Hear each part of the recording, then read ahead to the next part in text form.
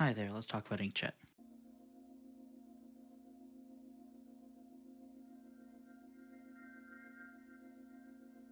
Originating in Splatoon 2 as the replacement for Trizuka, Inkjet is, well, a jetpack with a bazooka. And yes, you can jetpack joyride people with it. There are two ways you can use Inkjet. One, you can pop it further back like Ballpoint would. This is sort of a pseudo crab, but, flying and terrifying, with more AoE damage but less tankiness. But you get better vantage points. Or B, you can pop it below a ledge, rise right over the ledge, one shot, one sorry squid, and then proceed to wreak havoc from your elevated position, or get to an even higher position on top of a piece of cover, and then rain down lots and lots of ink. You don't see the latter very often in Splatoon 3. This is because, well, one, maps. There are not a lot of ledges at all. In comparison to Splatoon 2, where you have lots and lots of ledges, one-way drops, and a lot of dedicated snipes, Splatoon 3 prefers flatter maps with more random forms of cover. This is probably because they're overcompensating for chargers just existing, but also because there's like one weapon that can pop it aggressively, and the one weapon that can pop it aggressively doesn't have any way to actually move very fast. Now, one weapon I'm talking about is Vanilla Tri-Slosher. So yeah, you could swim up to a ledge and pop it and take care of something. However, your approach options are limited because you cannot swim anywhere freely. And two, it doesn't paint well enough and or have a painting sub to let you get there fast enough to make it worth it. So on a map like Hagglefish, instead of being able to flank, pop Inkjet, and then go and harass someone on tent, you just get shut down in mid. So you're forced to, while in mid, pop it, climb up onto either the left or right stack, and go from there. This is kind of a downgrade for the most fun and aggressive special in the game, Par 1, but we'll talk about that in a little bit. Now, some further context before we actually get into the second part of this conversation. Inkjet is a recall special. In other words, you pop it, like so, and it leaves one of these on the ground, sort of a pseudo super jump marker, but with your special's symbol on it, so it can be watched and camped by people if you're not careful. What this does is it lets you go and you wreak havoc, but you have to return to that position. This is a really good game design on Nintendo's part, because if you could pop it, get into a area you're really not supposed to through normal gameplay, and then not get sent back, you could be an absolute menace. And this results in something that we all know and hate: spawn camping. Now, this is different than a lockout in zones, where during a lockout, they still have room to move.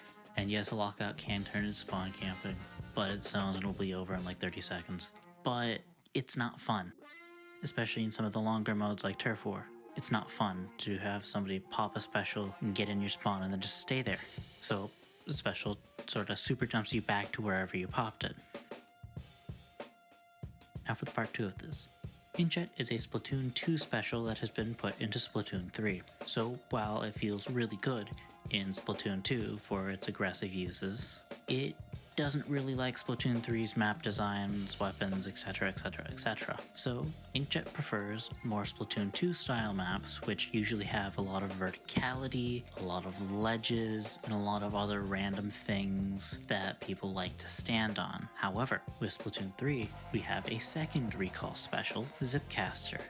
Zipcaster lets you zip around with a big old grappling hook arm and wreak havoc with your main weapon. This is different than Splatoon 2's Inkjet because, well, it's an Inkjet versus whatever you're holding. So it is very, very weapon dependent. So with the two forms of movement, Zipcaster can work well with flatter maps because it really only needs like a random wall or backboard to get where it needs to go. Or in the case of light Tetras, it can just use the floor. So in terms of aggressive specials, going back to the full point here, I love Inkjet. I started playing comp in Splatoon 2. Inkjet was probably my main special. Played a lot of T-Tech. I played a lot of vanilla ballpoint, which is kind of ironic now that it's actually good in this game. I played a lot of Emperor Dualies, and I played a lot of the second knot. I cannot remember the numbers right now, but they'll be on the screen. But what this means is I love that aggressive Inkjet style.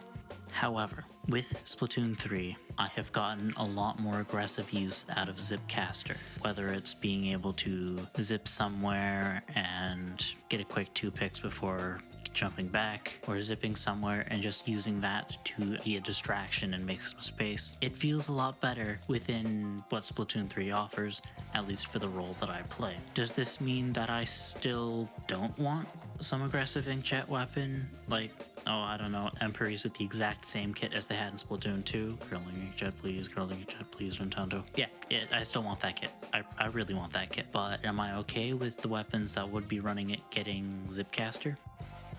Yeah, honestly, yeah. The point with all this rant is I miss the aggressive style of Inkjet that used to be amazingly hype in Splatoon 2. I'm really hoping we get at least one aggressive Inkjet weapon back, like the Knot or Emperor Dualies, or I don't even know. I just want more things that can run it. Anyways, if you stuck around this long, through all of this rambling, and through this poorly edited video, please like and subscribe. I'm recording this last bit and I'm really tired. Anything helps at this point. And if you want to see me record some of this footage live, with even less brain cells than I currently have right now, my Twitch link is in the description, although I'm probably going to be swapping over to streaming on here. Anyways, thank you for watching. I'll see you sometime in the future.